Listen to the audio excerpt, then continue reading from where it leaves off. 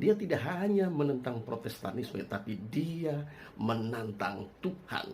Dia tidak membawa umat kepada Kristus, tapi dia membawa umat kepada gereja. Ingat baik, Tuhan Yesus tidak pernah berkata, gerejalah jalan dan kebenaran dan hidup, dan tidak ada seorang pun sampai kepada Bapa kalau tidak melalui gereja. Tidak.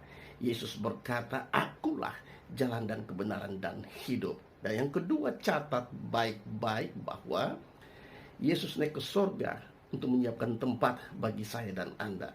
Yesus tidak bilang Yesus ke gereja untuk menyiapkan tempat bagi saya dan Anda. Jadi sekali lagi, Patrice Allegro itu dia tidak hanya menantang Protestanisme, tapi dia menantang Tuhan, ya. Itu Anda mesti jujur mengakui bahwa memang itulah Patrice Allegro, seorang dosen hebat, seorang filsuf hebat, seorang teolog hebat. Tetapi ternyata tidak ada hikmah. Jadi ada satu pendeta yang tadi baru saya tanggapi. Patrice Allegro itu bukan saja menantang Protestantisme, dia menantang Tuhan. Ya, ya.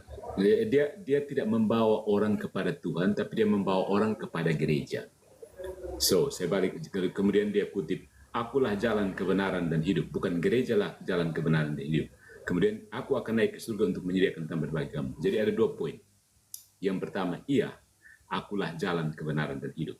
Dan si jalan kebenaran dan hidup itu menetapkan satu institusi, memilih para rasul untuk melanjutkan ajarannya. Itulah yang disebut gereja. Jadi kalau kau keluar di luar, itu kau tidak ikut jalan lagi. Itu sudah menyimpang. Lalu kemudian yang kedua,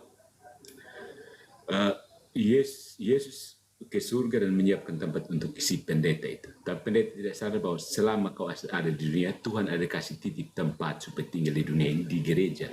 Bukan putar-putar di luar. Di luar terlalu banyak serigala masuk di dalam gereja. Begitu.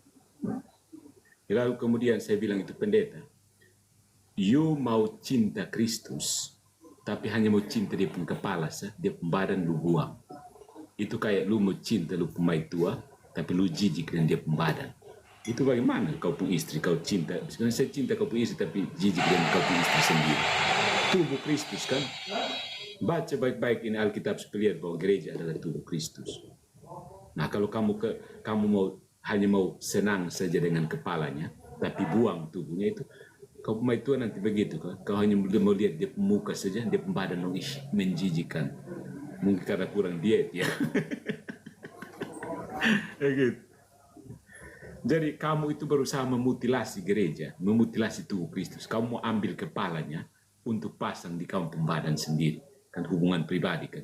Jadi ambil Yesus kepala gereja itu, kamu ambil pasang di kamu, tapi tidak berhasil karena tubuh dan kepala tidak bisa ini. Tubuh Kristus tidak bisa dipisahkan dari tubuhnya. Dan Tuhan itu memang bertubuh, dia berinkarnasi.